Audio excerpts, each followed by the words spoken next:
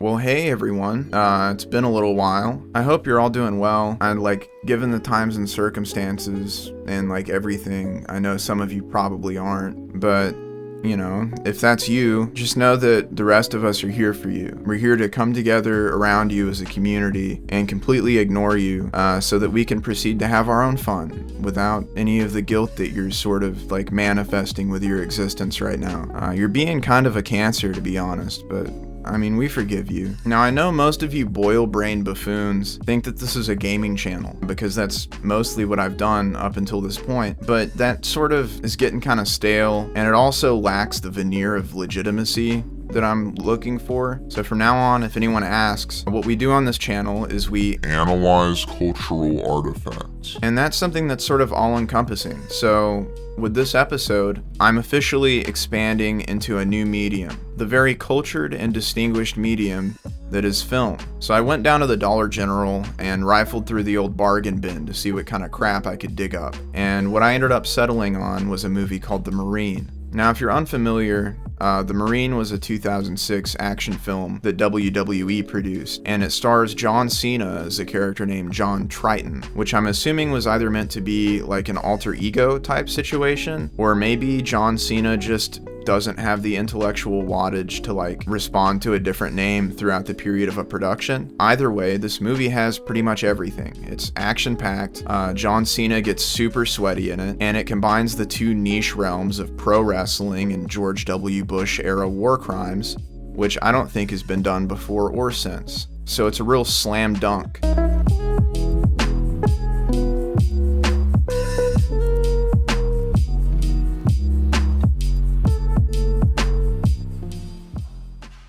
So the plot starts out in Iraq, where John is, I guess, deployed as a one-man unit by the Marines. I don't know, he's alone for some reason, and he's looking through a peephole at some friendly POWs. And when he sees them, he gets on the horn with command, and he's like, "Hey, I see him, they're right here, can I fuck shit up?" And they're like, "Please wait for someone else to get there and handle it." But then John hears someone reading out of a Quran, which sends him spiraling into an absolute panic, which causes him to just go berserk on everyone. Damn, dude, he's already screaming. He said, "Fuck that shit. I'm going in hot. I'm going in guns blazing." A flaming board. That set that dude on fire really fast. Oh my god, what do you even say about this, man? He's a straight up berserker, dude. You guys ready to go home? Yeah. How do we get around him? We don't. Dude, all this is missing is an ad for Bush beer. We go through them. Are you sick and tired of not being able to hear the patriotic language of Bill O'Reilly over your stepkid's pathetic pleas for attention? Well, crack open a cold Bush beer and drown them out with the sweet taste of U.S. imperialism. Bush Beer, now a proud partnership of the War on Terror. So after John heroically explodes the entire village, the film takes us back to the weight room at base, where he's grabbing a big juicy pump. Triton, Sir? outside. 10 minutes. 10 minutes. That's only enough to do 4 sets of tricep extensions, bro. He's gonna lose mass. Bottom line is, you disobeyed direct order. You're being discharged. He's like, "What? Just for slaughtering a whole village?" Colonel. I'm a Marine. So after being dishonorably discharged, John flies home to his tiny wife. She's been banging 12 dudes the whole time he's been gone, who tries to express passion to the cold brick wall of a man that John is. Not knowing if you're coming home, not knowing if I'm gonna get that phone call saying that you wouldn't be. You married a Marine, Kate. Yeah, you dumb bitch. You should have known better. Jeez. I'd also just like to point out that she clearly went out of her way to put on lingerie for him, but he's just wearing extra long basketball shorts. I just want you to be happy, John. I am happy. Come on. Oh, geez, where are we going? To make me happy. Confirmed. John Cena fucks. Oh yeah, and then the movie just kind of shows you a jewel heist without any real context to speak of. Excuse me. Really? That's your strategy? I hope that what I've done here today doesn't force you to have a negative opinion of me or how you think I feel about the great state of South Carolina. Because I love it here. I do. I love the people. What is he doing? Stand up? And then after that, we just kind of get shoehorned into John's first day at his new security job. Is this what you do all day? It seems like he just kind of sits around and pouts for most of the day. Security. Until he gets a call that this guy upstairs is just on one. You lost your mind? This is my job. Really? Doesn't look like a whorehouse. Where's all the other whores, huh? Where's your pimp? Put your hands on me! So they escort him back down to the lobby, where he meets up with the friends that he walked in with initially. And the added confidence of that kind of causes his sexual frustration to boil over back onto John. Seriously, just spitballing here. Yeah, tell me if I'm close. Right out of high school, straight into the military, realized you'd never be all you thought you could be, and that's how you ended up as a rent-a-cop. Tell me I'm wrong. And then John reacts to that about the way you would expect him to.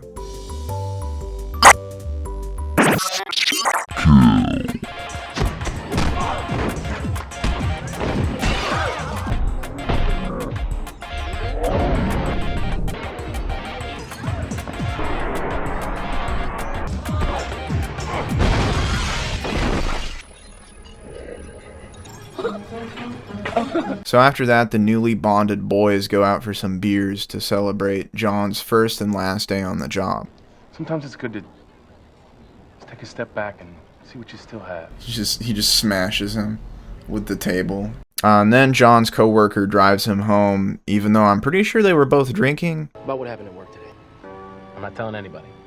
Cool. Hey, baby. Hey, How's work? fine. What? They're hired to protect us. Yeah, there. Bam. Courtesy of the Channel 2 News. Stuff. Like you throwing a guy out of a window. Yeah. This isn't me. I don't get to kill people at this job. It's just not my style. I need a job where I can unleash the beast within. Now, at this point, most spouses would be concerned for John's mental health. They might even suggest that he go see a psychiatrist or a counselor so that he can adjust to everyday life. But John's wife just vaguely decides that the cure to his ailments is for them to go on a trip together. What if we just took off? What? And then there's this oddly placed scene where one of the jewel thieves from earlier is trying to pick up a getaway car after the jewel heist, which I don't know why this scene wasn't before the jewel heist. It would have made more sense. But they did work really hard on the sound design to just drive home the point that this is the black guy scene. Why are they playing like funk music? What is this, dude? This is in like the 2000s. Dude, literally, this is kind of racist. Right there. Man, that's a minivan. Rome set inconspicuous. Man, I'm a criminal, not a soccer mom. Come on, big guy. CD, DVD. If you want, I'll even have Johnny throw some spinners on it. This is kinda racist. Maybe I'm not making myself clear. I am a black man. Black men don't drive minivans, Frank. Aw, dude, don't you hate it when you're a black man and you can't fit all of your kids into your Plymouth Prowler? So you gotta make them take turns riding in that weird trailer that came with it to school. And then you go home and cry in your hands because you have absolutely no choice but to drive a car that's impractical for your lifestyle based on your race. Seriously though, I have no clue why the writers felt the need to make this a black guy thing rather than just having the character refuse to drive the minivan based on like personal preference or literally any other reason. I have a feeling it has to do with the reason that this scene is peppered with record scratches and slap bass. And it probably also has to do with the reason that this scene ends with this character stealing a Cadillac.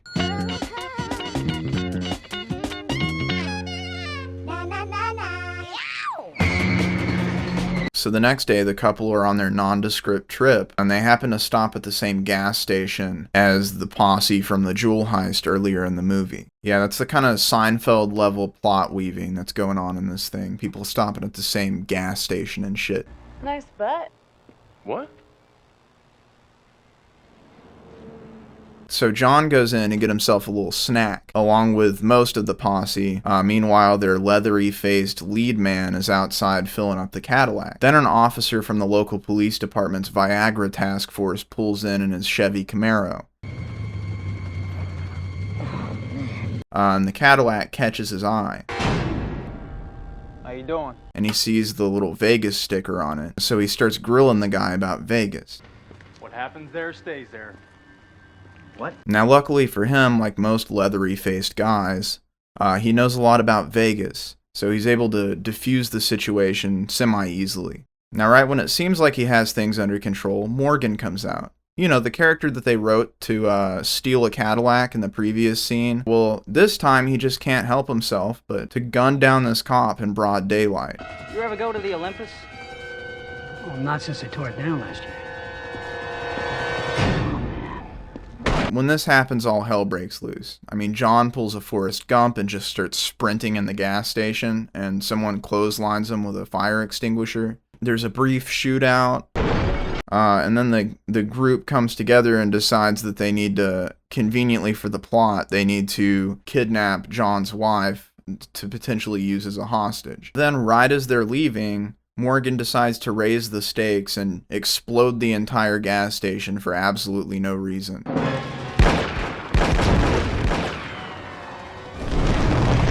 Morgan! Get in the truck!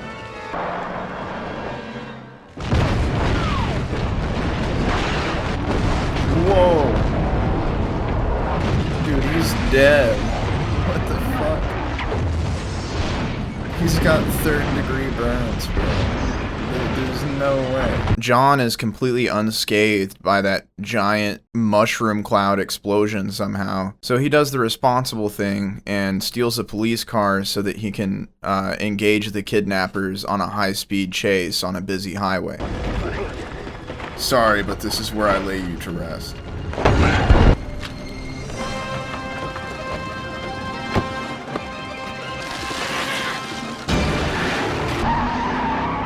They put enough bullets in the car to stop Biggie Smalls, but John just keeps on coming at him. Did he have to learn how to drift in Iraq? Somebody please shoot this guy! Dude, at this point, he's like endangering so many people. Oh my god. He's like, they got my little fruity patootie! This is an extensive car chase. Oh! Just because of the raw power that John Cena drives with, it didn't stop the car. Then eventually they find themselves between John and a large canyon, which is never a good place to be.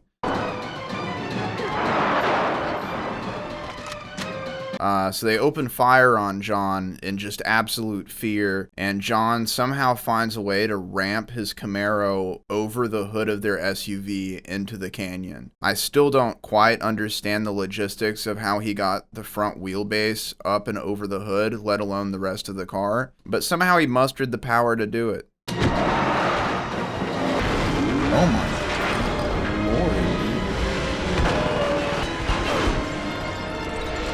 John Cena is something I'd pay to see in an arena. Jesus Christ. Dude, even he was like, whoa! So in the next scene, we meet the detective who's responding to the gas station explosion. Detective Van Buren. Sir? This dude looks like he got out of a coffin this morning. And he gets a tip to go investigate the blast from where the car chase ended. Uh-oh. Dude, you don't want to catch him in the wild. This is potentially his territory. This could get territorial. His head looks like an Easter Island head. I like how his motto is, you can't see me, but like you can spot him from like 100 yards away. You're like, damn, that's John Cena over there. That's John Cena several football fields away. I have identified him by his features. I've seen what these guys can do. You better hurry. While all this is happening, the kidnappers are wandering through the swamp to avoid the authorities, and they take a break to have an interesting conversation. You got a problem, brother? My problem is walking through this dirty-ass swamp with the entire county looking for us because somebody decided that killing cops was a good idea. Genius. That somebody's you. So now we want to start playing the blame game, huh? Always want to blame the black man. Somebody steals a car, the black man did it. House gets robbed, black man. Cop car gets blown up by an Israeli single-shot, shoulder-fired rocket launcher. Guess who? The black man. I almost don't even really know what to say about this scene. It's been pretty apparent, like the whole movie, that they were writing Morgan to be sort of like an irrational actor who only seeks to satisfy his own primal craving for violence, which is pretty much in line with some of the oldest and most malicious stereotypes that have been applied to black people. And in this scene, the filmmakers almost kind of admit that they know what they're doing, which doesn't make it any better. Anyway, then John, who's hot on their tail, gets kidnapped by some feral swamp folk. I'm just looking for some people. Boy, I will end you. I told you, I'm not a cop. They use trickery. That's un-American. God damn it. This buys them just enough time to get holed up in a boathouse on the river before John, being the behemoth that he is, when John Cena's dimly lit, he's most deadly, escapes his bondage with maximum efficiency and goes back to bounding through the forest like the Incredible Hulk towards them. John makes it to the boathouse and roughs up a couple people before the detective from earlier shows back up. You don't know what you're walking into. I gotta do something, and I gotta do it now. Whoa, he started vibrating. Somehow the detective agrees to let John continue his apeshit spree, so he goes somersaulting into the boathouse where the gang gives him the slip again. And as they're leaving, they explode the entire building with John in it again.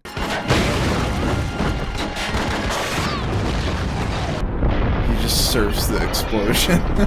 I don't know how John is surviving all of these explosions. I don't know if it's just that he's like super compact, you know, almost like an eraser where you can throw it against the wall as hard as you want without transforming its properties in any way. After the explosion, John's just kind of bobbing around in the water and he gets spotted by a boat cop who takes his job super seriously. Out of the water! Get out of the water now!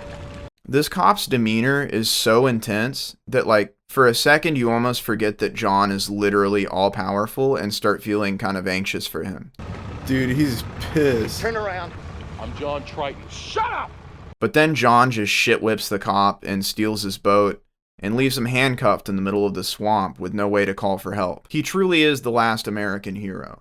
Anyway, the rest of the movie is pretty much just John chasing them down again, except this time he's in a boat and they're in a semi-truck. Then there's like the final showdown scene where the guy jumps out of the semi and sends it ramping into the ocean with John's wife in it, which like would totally kill her, let's be real. But then John, I think, just beats his ass and resuscitates his wife, and then the credits roll. Which is kind of funny because like they haven't really resolved John's conflict in a real way. The main conflict in this movie is John's internal conflict, where he like is struggling to find a way to function in society without being a contract killer for the government, basically. And that never happens. He goes absolutely psycho at the first job he tries to get, and then his wife's like, let's go on a trip, and then she gets kidnapped, and John's conflict is temporarily resolved because he gets to do Marine shit again and chase people around and kill people. But after he saves his wife, like, this dude still has to try and reintegrate into society, and he kind of is like demonstrating some serious issues that need to be addressed, but they never are by the movie. Like, I don't know if they were writing to set up for a sequel that's mostly just John going to therapy. If that's what they were doing, then they did a really good job, but I don't think that movie was ever made, so I don't know.